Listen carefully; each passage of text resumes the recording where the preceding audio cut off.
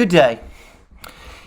The last few days have confirmed that the opening of talks is about to take place between the United States and Russia, and between Russia and the NATO powers over the various demands that the Russians have made for security guarantees in Europe, for security along their western border.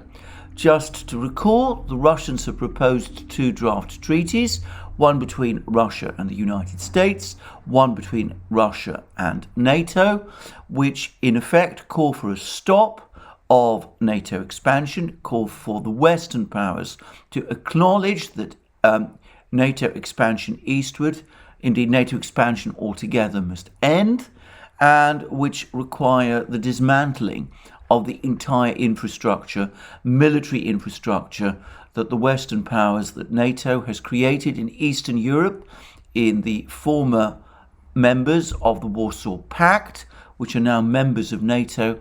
They require that that infrastructure be dismantled. And of course, behind all of these talks, there is the issue of Ukraine, where the political crisis and the conflict remain entirely unresolved. The latest word, by the way, is that the United States is hoping to try to focus the talks on Ukraine, with the Russians making it absolutely clear that as far as they're concerned, the focus of the talks must be the security guarantees they are seeking, and that they are not to any great extent willing to talk about or discuss the situation in Ukraine. Now, there's been a whole lot of positioning by each side in advance of these talks. But before I proceed, I just want to make one particular point about them, which is that two sets of talks, two sets of negotiations are going to take place. One, which will be directly between Russia and the United States, is due to happen on the 10th of January. The second, which is between NATO and Russia, is going to take place on the 12th of January. The exact format of these talks and the venue for these talks I'm not yet familiar with. Now, I understand that many people in Europe, some governments at least in Europe, were extremely unhappy about the fact that the US was negotiating directly with the Russians without the Europeans participating. And there was some pressure on the US to refuse to do so and to insist that any talks between the United States and Russia should involve also the European countries which are members of NATO as well. The Russians appear to have refused, and interestingly, the US failed to insist on the point. The result is this rather odd arrangement whereby the United States will first meet with Russia on its own. Those, I suspect, will be the substantive talks, the real talks, where the real discussions will take place. And then a few days later, on the 12th of January, there will be follow-up talks between Russia and NATO, where I suspect it will be much more nominal. It will just be exchange of statements by the two sides, perhaps statements which will be partly made public, in which each side will publicly state their position. But the real negotiations will not be the ones that will take place, in my opinion, on the 12th of January. It will be the talks that are going to take place on the 10th of January between the United States and Russia. The talks on the 12th of January between Russia and NATO, as I said, are merely, in my opinion, window dressing. Anyway, in advance of these talks, we are seeing both sides making various moves. Now, one particular move, which you may have been hearing a great deal about, is the movement of tankers carrying liquefied natural gas from North America to Europe. Now, this has been an evolving story, and the original story that we were hearing a couple of days ago was that these tankers were steaming towards Europe because various business people, various gas traders in the United States were seeing the opportunity caused by the rise in European gas prices to make a large profit, and with the Asian reserves now largely full, they were diverting their liquefied natural gas from the United States to Europe. I think there's still some truth in this, but what's become increasingly clear over the last few days is that the United States government itself has had a hand in diverting these tankers towards Europe. And I also understand that there's been concerted intervention by somebody over the course of the Christmas and New Year holiday, whilst trading levels on financial markets are thin, to intervene in energy futures, natural gas futures, in an attempt to push natural gas prices in Europe down. And this has been partially successful. So this looks like a concerted move by the United States to provide some kind of support to its European allies, who are obviously facing an extremely difficult winter, and to try to take the pressure off gas prices in Europe. Now, I think this is also been done, and I think it's principally been done in order to give the United States a stronger position as the talks approach, so that when the talks open on the 10th of January, Europe is not in the middle of a gas crisis with energy prices going through the ceiling and with possible blackouts, but that the situation at least appears on the surface stable. I doubt that the Russians are going to be in the least impressed by this. They can do the sums. They know perfectly well, as the energy experts in places like oilprice.com have been explaining, that there are limits to capacity, that these liquefied natural gas supplies from the United States are only a very short-term palliative, that apparently temperatures in Northern Europe are said to fall drastically in January, and that in fact this relief that's been gained through all these maneuvers in the financial markets and this diversion of the tankers is likely to only persist for a couple of days or perhaps a couple of weeks at most. Besides, I'm not sure anyway that the Russians are in fact orchestrating this energy crunch in Europe. As I've discussed many times in many programs, I think this is almost entirely the product of European energy policies. I would also add that I've heard rumours that energy prices in the United States itself are now on an upward trajectory, and if that happens, it could very well be that the United States will decide to keep its natural gas at home rather than export it overseas. Firstly, because that would be more profitable, but secondly, because I doubt that the administration wants to see people in the United States hit by higher energy bills. Certainly not in advance of the midterms. Anyway, that is the American move, the big American move in advance of these negotiations.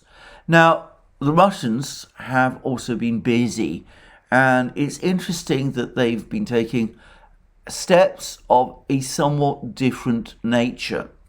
The first is that a couple of days ago, over the course of a conference that was set up to discuss science policy in Russia, Vladimir Putin announced that there had been a Salvo test of the Tsirkon hypersonic anti-ship missile, which we now learn is in series production in Russia and which will be distributed to the Russian fleet and brought into operational service next year.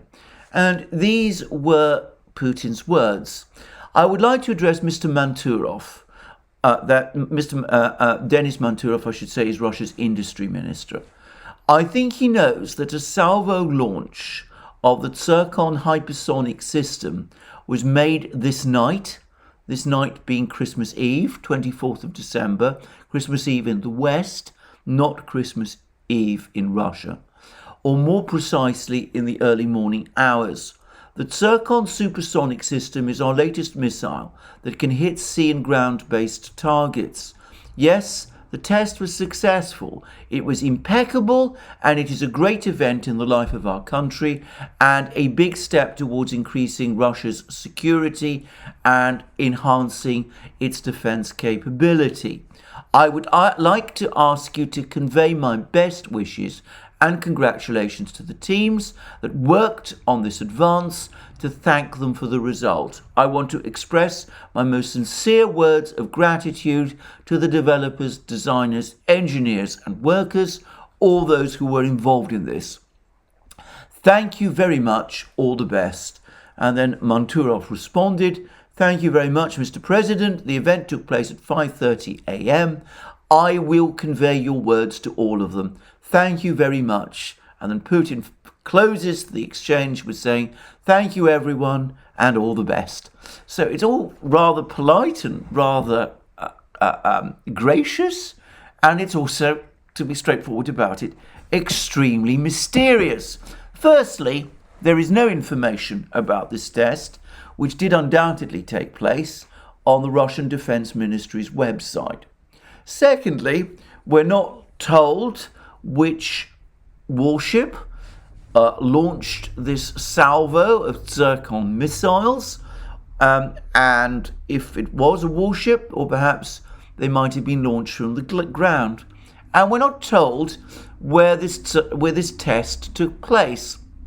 Did it take place in the North Atlantic, or in the Pacific, or did it take place somewhere else? As I said, this whole test has been shrouded with mystery.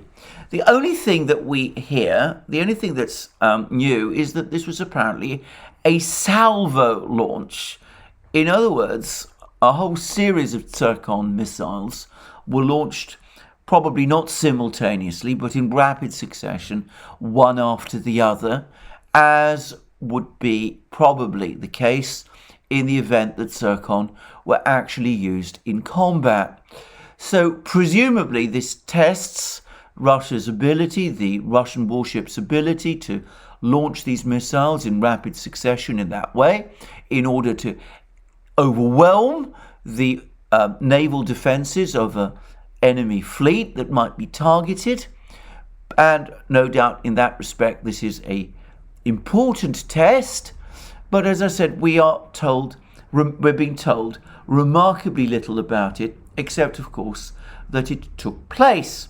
Now, I suspect that the reason that this is so is because this test is not really a test at all. It is rather a demonstration of military power. And I suspect it was demonstrated, that Tsirkon missile was demonstrated in a part of the world ocean, I assume it was the ocean, which was sensitive to the United States, and that this was basically done in order to, as a kind of warning to the United States. Now, what would the warning amount to? Well, I'm going to make a guess. If this launch, this salvo launch of these Tsirkon missiles took place in the North Atlantic, in the Arctic region, and given that these missiles are said to have a range of 1,000 or perhaps 1,500 kilometers, then it might have been a warning to the United States that in the event that there is a conflict in Europe, the United States would not be able to ship vast numbers of men and supplies across the Atlantic to reinforce its troops in Europe, as it planned to do and was able to do during the Cold War in the case of a military conflict between the United States and the Soviet Union, and between NATO and the Warsaw Pact. The entire planning, NATO defense planning, during the Cold War, as I very well remember, was that the NATO forces in Europe would do as best they could to hold back the Soviet army, but it was universally accepted that the Soviets, with their conventional superiority, would eventually prevail. The purpose of those troops was to buy time for these American reinforcements to cross the Atlantic in seacraft and to join the forces in the West to counter the Soviet advances that would be taking place in Central Europe. Well, this test, if, as I strongly suspect, it was carried out in the North Atlantic, is in effect a warning that that might not be possible this time. That in the event of a conflict in Europe, the Russians, who now have the means to keep very careful observation of the movement of American ships, are in a position to launch hypersonic missiles against them from Russian territorial waters, or who knows, perhaps even from Russian land territory. So that any idea of sending convoys of ships, freight ships and passenger ships, no doubt defended by warships, across the Atlantic to reinforce Europe in a crisis, that would now become impossible. And that might not be a coincidence that the Russians have also just announced that this rather enigmatic surface-to-air missile system, the S-550, the very existence of which was unknown until a few weeks ago, the Russians have just announced that the first S-550 air defense system has entered service in Russia. Now again, this is very strange because when this system was first revealed a few weeks ago, the impression that was given was that it was still in development, or at least that seemed to be the way in which the Russians were talking about it. Well, if this latest report is true, then it is clearly not in development, and that it is clear that it was developed together and in parallel with the S-500.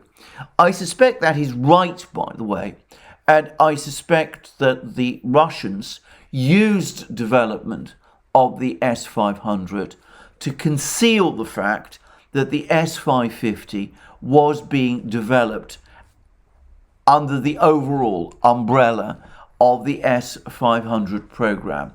Anyway, this is what the official Russian news agency TASS has to say, based on a source in Russia's defense ministry.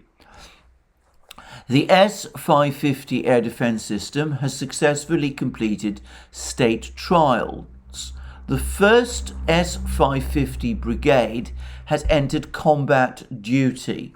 And then TASS goes on to say, the source described the new system as an absolutely new and unrivaled mobile system of strategic missile defense, capable of hitting spacecraft, ballistic missile re-entry vehicles, and hypersonic targets at altitudes of tens of thousands of kilometers.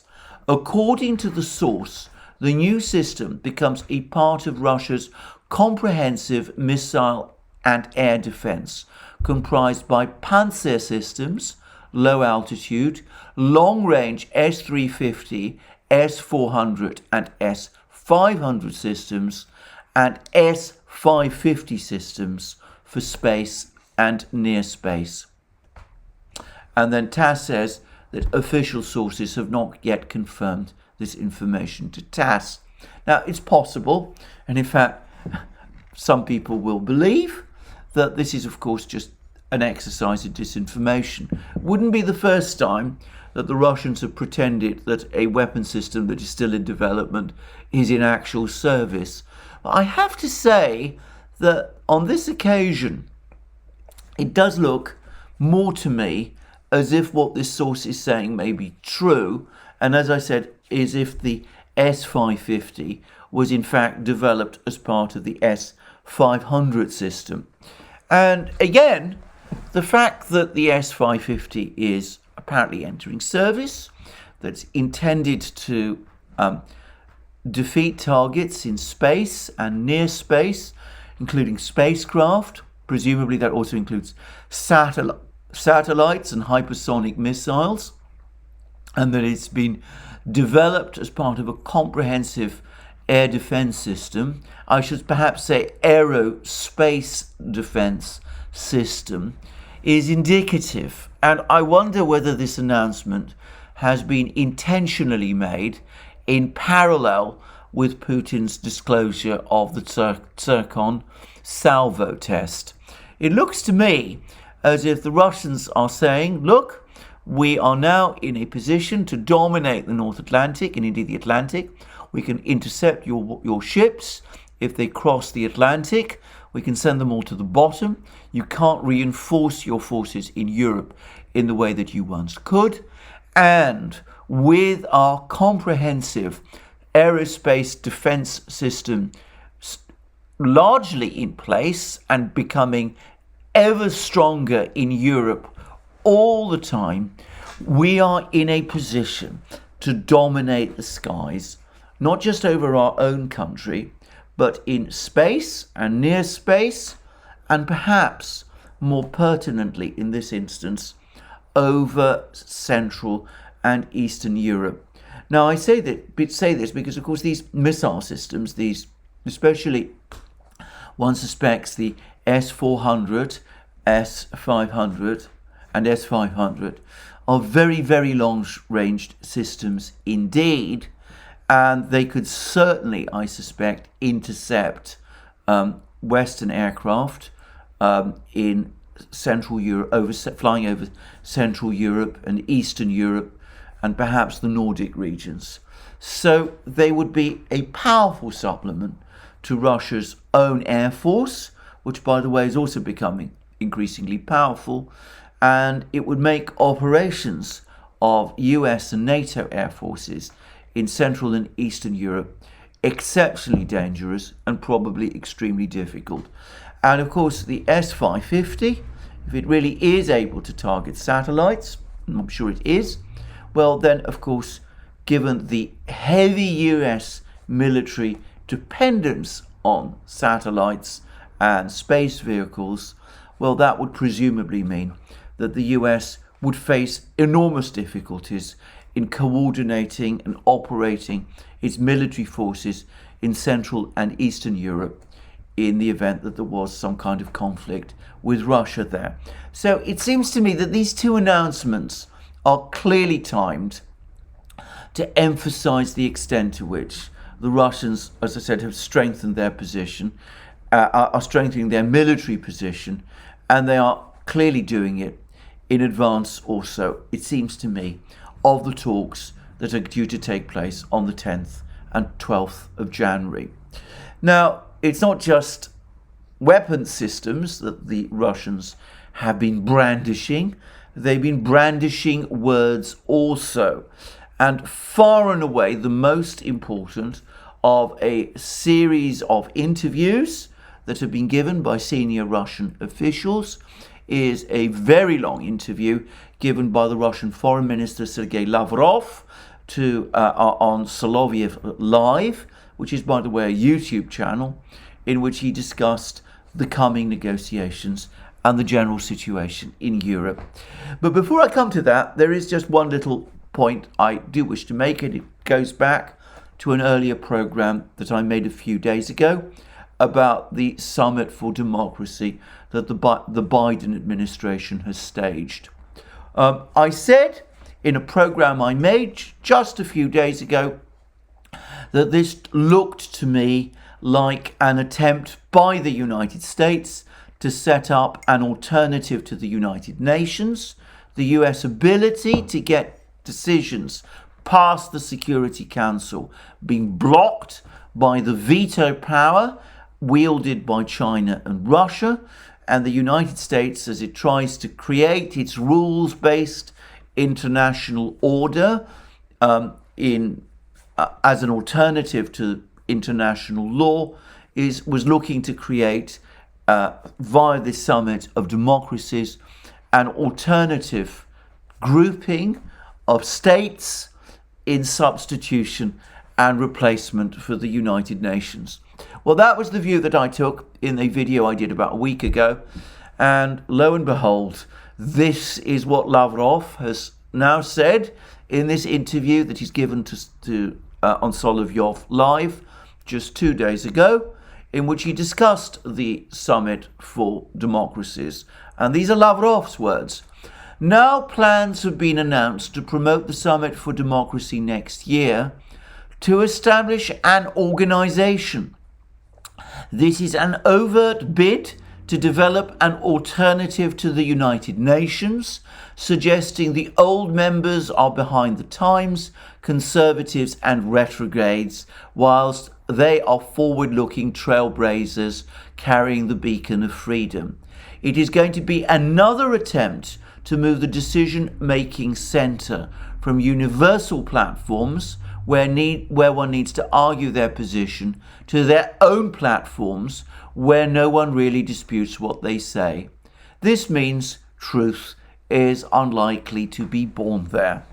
So it's always gratifying to see that one's views are shared by others. In this case, my view, my interpretation of the Summit for Democracy turns out to be identical to that of Sergei Lavrov. Well, excuse me for the slight diversion from the main topic of this video, but one always likes to see things like this, and it was irresistible for me to just quote that passage. Anyway, getting back to the main issues, perhaps the most important part of this long interview by Sergei Lavrov is the fact that the Russians are going to insist on the discussion being on their security guarantees and on what he had to say about Ukraine and about the latest attempt by the Western powers and by Ukraine to try to engage in, or rather to try to set up a new mechanism for negotiation via a direct talks between President Zelensky of Ukraine and President Putin of Russia, one in effect cutting out the leaders of the Lugansk and Donetsk People's Republics, with whom the Ukrainians are supposed to negotiate directly in accordance with the Minsk Agreement, the 2015 Minsk Agreement. And the point to say is that the Western powers, together with Ukraine, have come up with what they call a 10 steps peace plan to achieve this. And as I said, all culminating in some meeting and negotiation between Zelensky and Putin to achieve peace in Ukraine, ignoring the Donetsk and Lugansk People's Republics. And Lavrov and the Russians are having absolutely none of it. And this is what Lavrov said. Several days ago, they issued some half-baked balancing act of a statement. The document implies that they intend to fulfill this agreement, he means the Minsk Agreement, no matter what.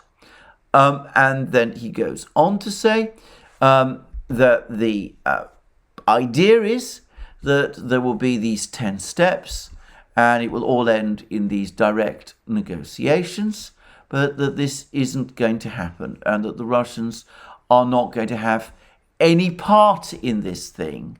And then the interviewer, Vladimir Solovьев, speaks to him and says to him, so it's not a step back from the Minsk Agreement?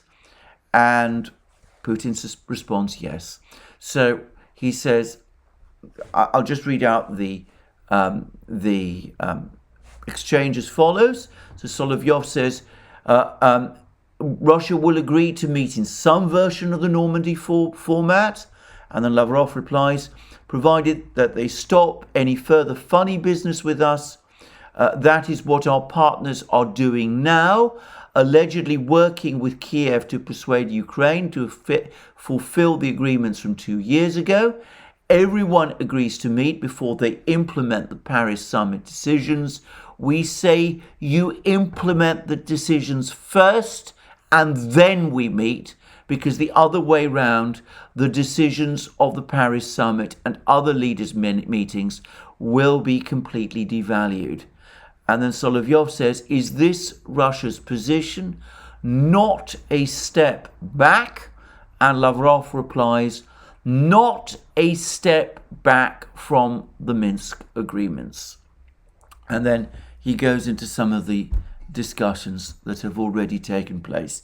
Now, this expression, not a step back, is one which, again, carries enormous emotional memories for Russians, because it is drawn from a famous order of the day by Joseph Stalin during the Second World War in 1942, when the Soviet army was in retreat and was retreating back towards Stalingrad.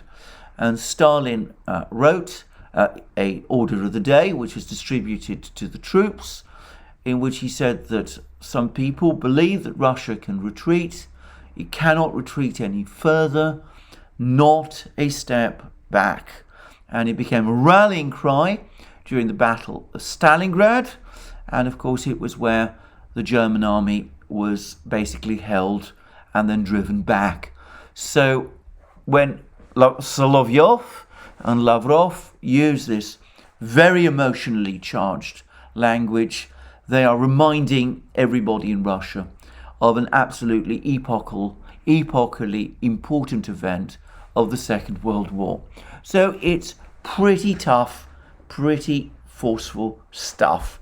So no negotiations about Ukraine. Lavrov is essentially saying, what is there to negotiate about? There's the Minsk agreement, which clearly sets out what needs to be done. There was the Steinmeier formula, which to some extent synchronizes events in a slightly different way.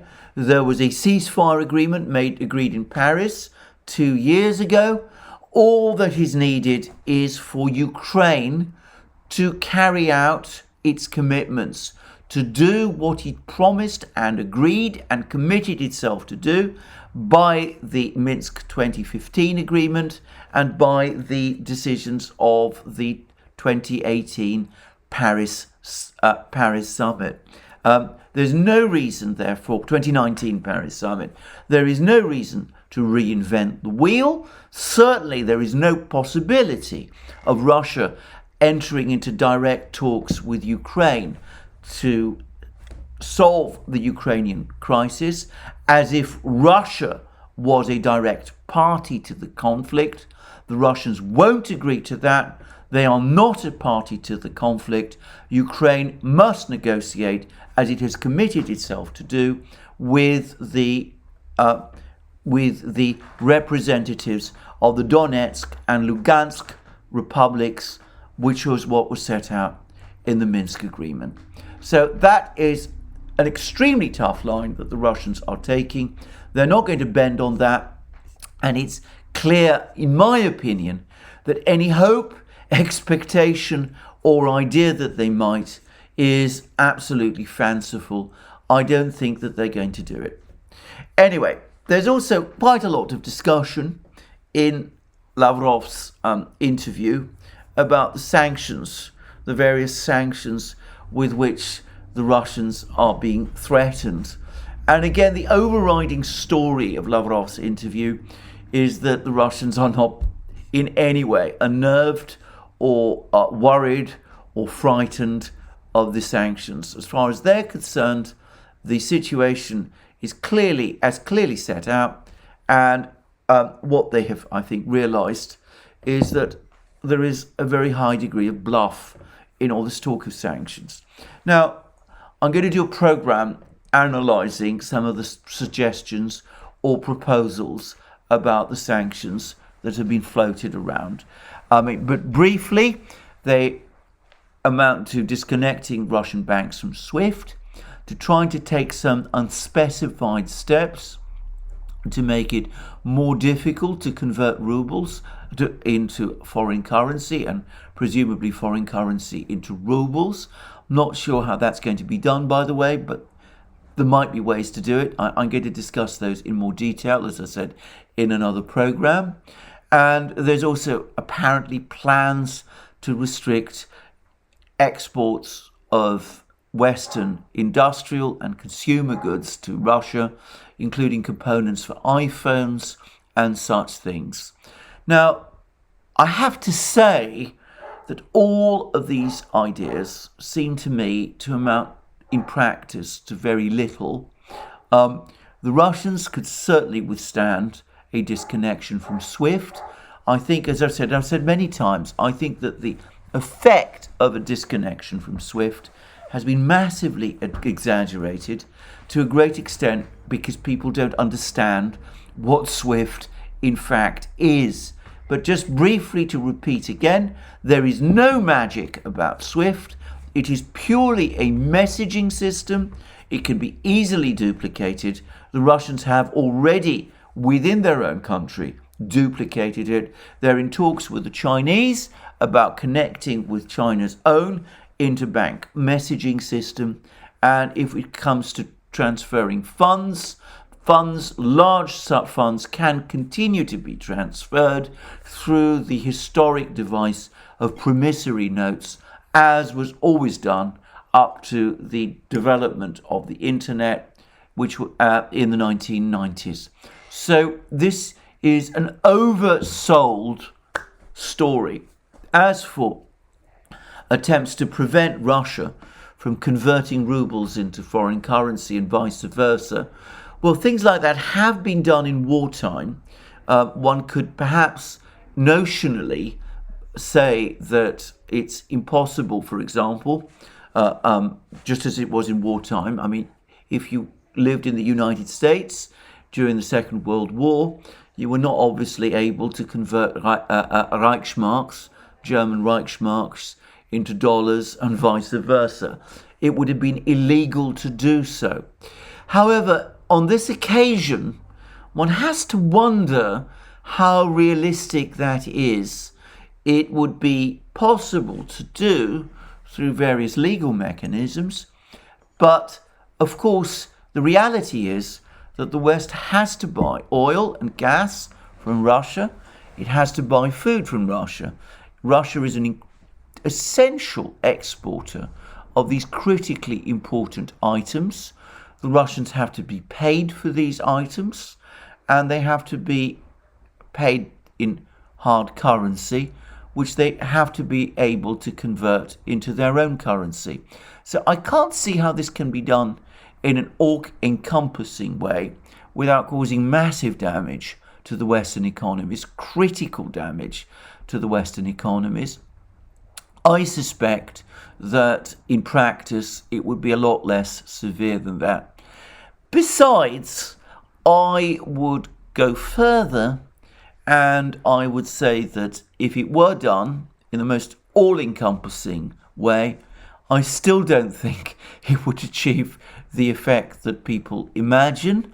Even if all Russian oil, gas and food exports to Europe was blocked, it would still be possible for the Russians to supply the same goods to other countries. And of course, they've increasingly been accepting payments for their goods in foreign currency, notably RMB. If a thing like this was done with a major export power, a G20 economy like Russia, then the only effect of such a project would be to weaken, it seems to me, the importance of the dollar as the critical means of international exchange, as the world's reserve currency. It would mean that anybody who wanted to buy from Russia oil or gas, countries like China or India, would have to circumvent the dollar. And given how important the trade with Russia for these countries is, that is precisely, presumably, what they would do. So this, it seems to me, would be a very counterproductive exercise indeed.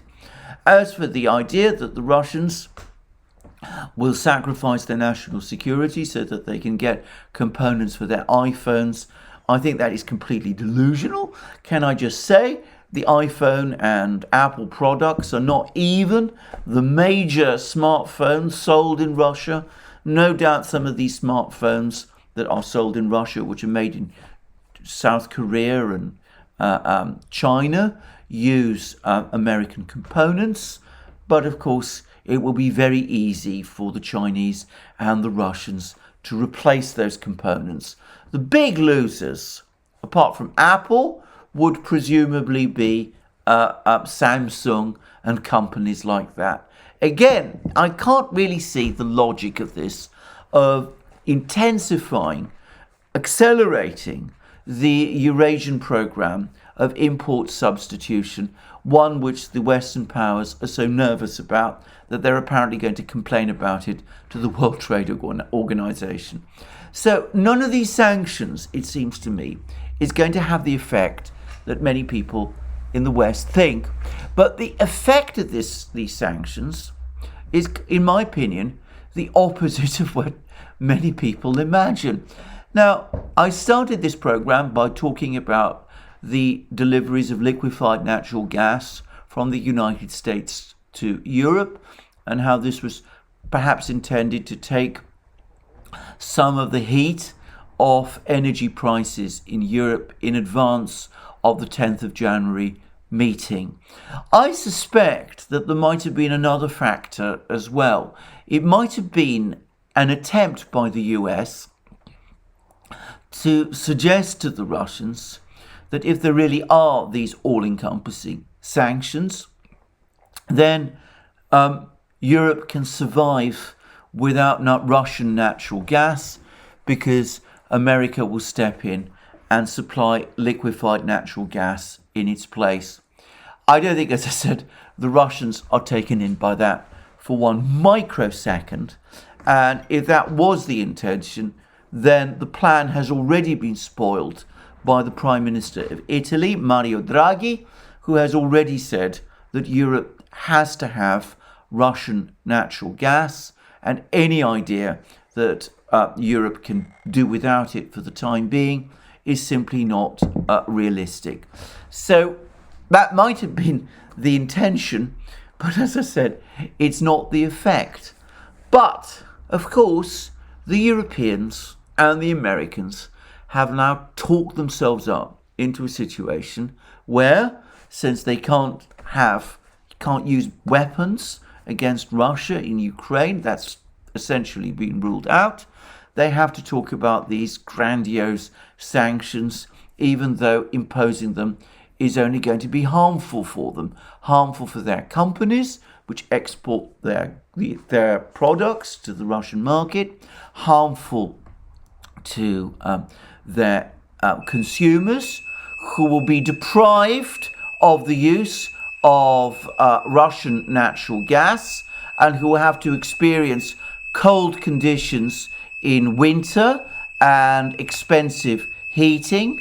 And also it will be extremely difficult, extremely problematic for the West also, if the Russians walk away and develop alternative systems which make their economy even more resilient than it's been already. It will be very humiliating for the West, and it will be especially so if it causes China and Russia to combine even further.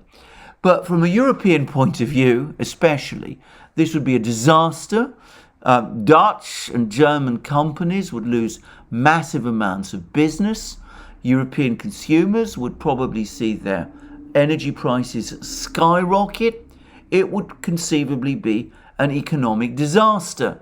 So, given that this is so, what all this talk of sanctions is probably doing is incentivizing those European politicians who still retain some degree of rationality to want to try to negotiate some kind of deal with the Russians.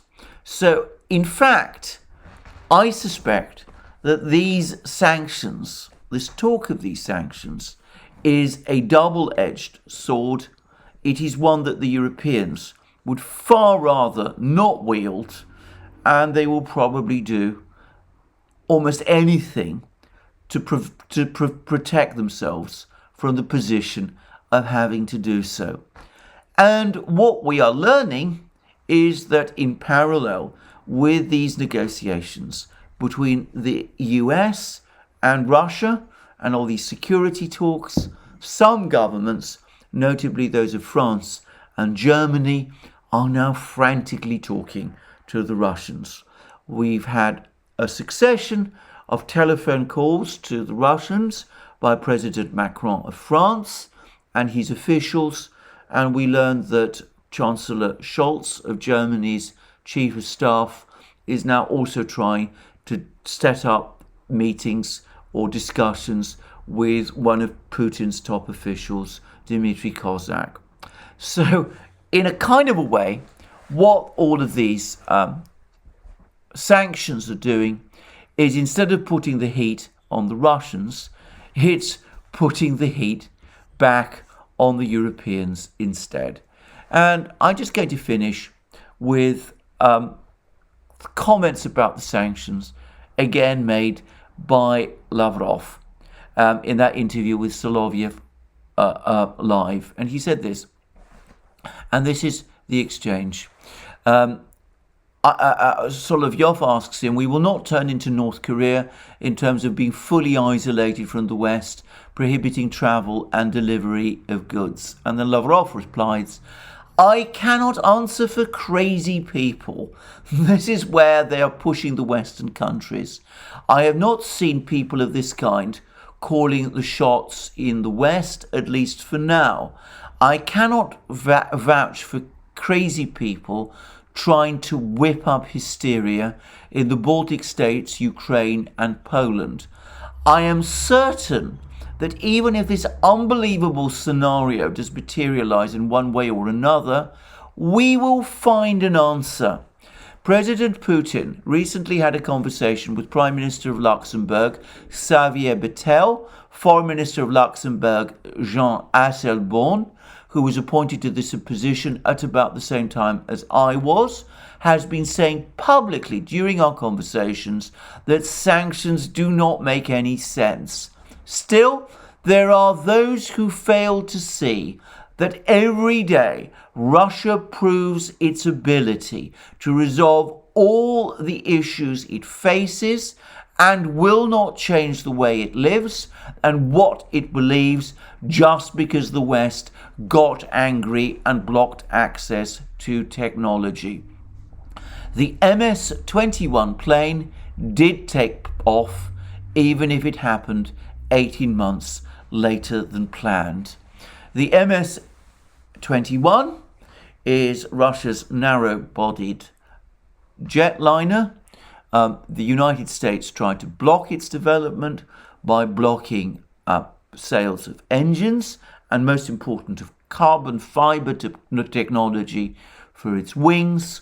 The Russians have just unveiled and had certified the MS-21 with a carbon fiber wing which they developed themselves using their own technology.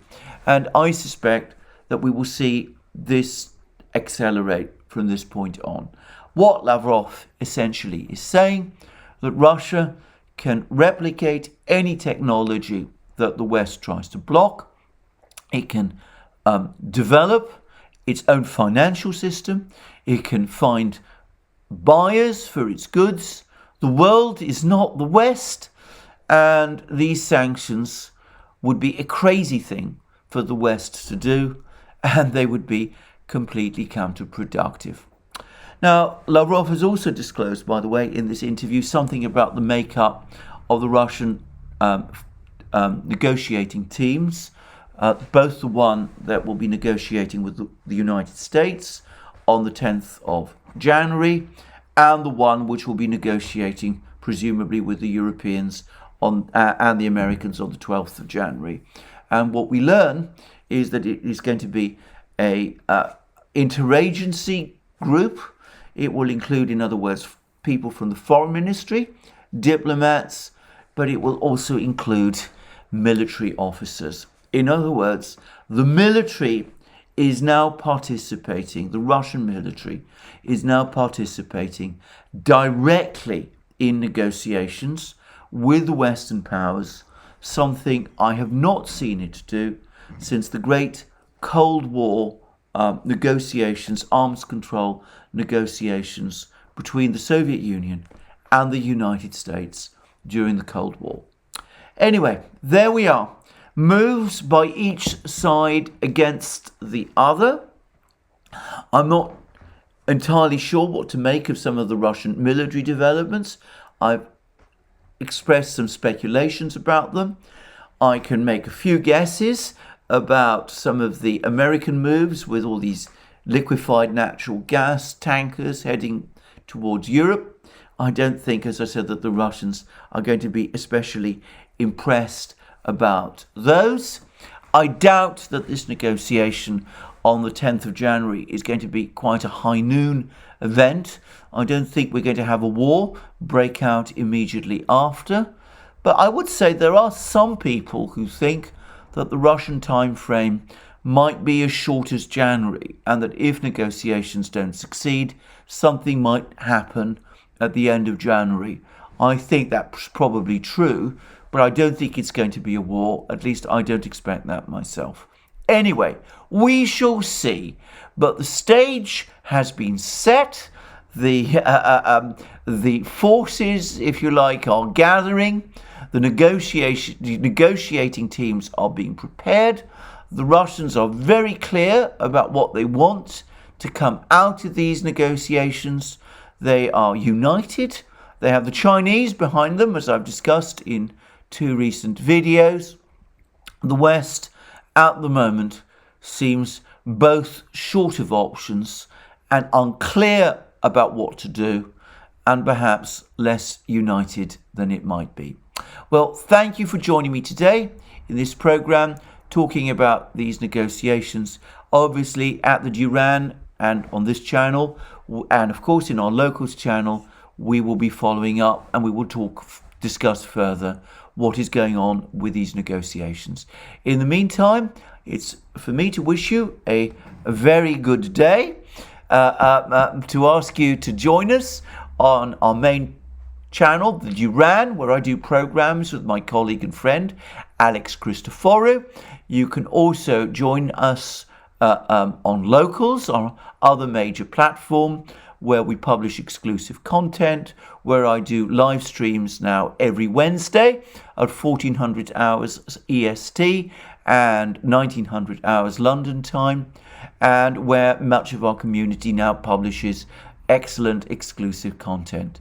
And you can also join us on other platforms, BitChute, Library, Odyssey, the new free speech platform SuperU, and of course Rumble. And you can also support us via Patreon and Subscribestar, and by pressing the like button to this video, by going to our shop, buying the amazing things that you will find there, and by checking your subscription to this channel.